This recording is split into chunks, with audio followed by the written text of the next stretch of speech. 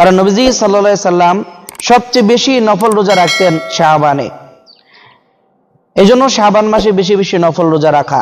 নবীজি সাল্লাল্লাহু আলাইহি সাল্লামের খুব আদরের একজন সাহাবী, যুবক সাহাবী বলে জাইদ রাদিয়াল্লাহু তাআলা আনহু, ওসামা ইবনে জাইদ, ওসামা রাদিয়াল্লাহু তাআলা আনহু বলে তিনি নবীজি সাল্লাল্লাহু আলাইহি সাল্লামকে প্রশ্ন করেছিলেন, ইয়া রাসূলুল্লাহ, আপনি শাবান মাসে এত রোজা কেন রাখেন, যেটা অন্য মাসে আপনি এত রোজা রাখেন না? তখন নবীজি সাল্লাল্লাহু আলাইহি সাল্লাম দুটি কথা বললেন, যে প্রথম হলো বলে এই যে শাবান মাসের আগের মাস হলো রজব মাস, এবং শাবান মাসের পরে হলো বলে শ্রেষ্ঠ মাস রমজান মাস। বলে চারটা সম্মানিত মাস আল্লাহ তাআলার কাছে, তার মধ্যে একটা রজব। এই মাসের সম্মান তো আল্লাহ তাআলা কোরআনে দিয়েছেন, এই মাসের সম্মান আমরা অবশ্যই করে থাকি।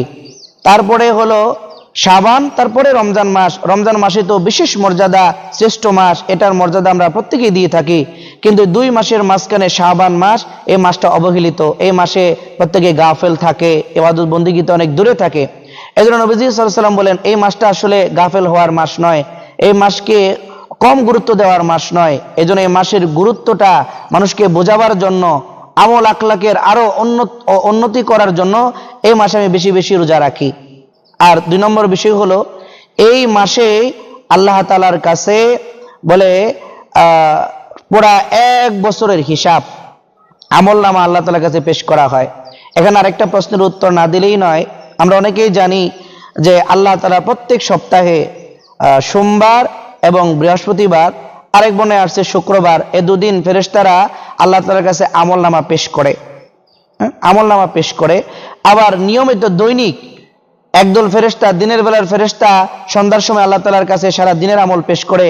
আবার রাতের ফেরেশতাগুলো বলে সকালবেলা আল্লাহর কাছে আমাদের আমলনামাগুলো পেশ করে। দৈনিক পেশ করা হয়, আবার সপ্তাহে পেশ করা হয়। আর এটা হলো বছরে একবার। বলে পূর্ণাঙ্গ বছরের সকল গুনাহ এবং নেকামলের হিসাব বলে এই শাবানের 14 তারিখ দিবাগত রাতে, অর্থাৎ শবে বারাতের রাতে আল্লাহ তাআলার কাছে পেশ করা হয়। এজন্য বলে যে আল্লাহ তাআলার কাছে আমার আমলনামা পেশ হোক, এটা আমি চাই। বলে এটা আমার নেক আমলের উপরে হোক, আমার রোজা থাকা অবস্থায় হোক, আমার জিকির আজগার করা অবস্থায় আল্লাহ তাআলার কাছে পেশ করা হোক।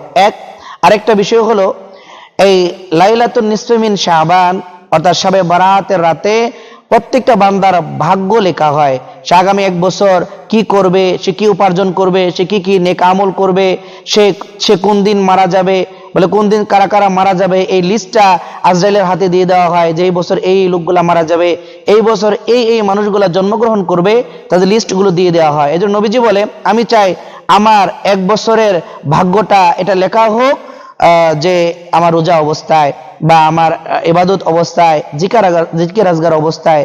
এজন্য নবীজি সাল্লাল্লাহু আলাইহি সাল্লাম শাবান মাসে বেশি রোজা রাখতেন।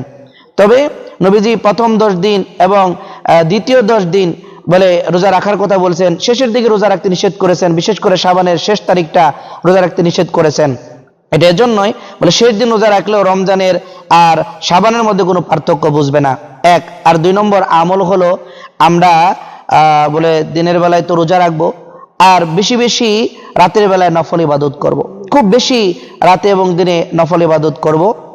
আর আরেকটা আমল হলো যে সমস্ত আমরা মুসাফির থাকার কারণে, অসুস্থ থাকার কারণে গত বছর রমজান মাসে রোজা আমরা রাখতে পারি না, কাজা হয়ে গেছে, এগুলো যদি শাবানের আগে আদায় করা না হয় তো শাবান মাসেই, অর্থাৎ রমজান মাস আসার আগেই শাবান মাসেই ওই কাজা রোজাগুলো, ফরজ রোজাগুলো আদায় করে নেওয়া। আমাদের অনেক মা বোন আছে বলে যে নিফাসের কারণে, বাচ্চা হওয়ার কারণে কিছু রোজা কাজা যায়, অথবা তার মাসিক হওয়ার জন্য, ঋতুস্রাব হওয়ার জন্য তার কিছু রোজা কাজা হয়ে যায়। ওগুলো বলে যদি সারা বছর তার রাখা না হয় তাহলে শাবান মাসে এই রোজাগুলো আদায় করে নেওয়া। কারণ এক বছরের রোজা আরেক বছর আসার আগেই কাজা আদায় করে নেওয়া, এটাই নবীজি সাল্লাল্লাহু আলাইহি সাল্লামের নির্দেশ।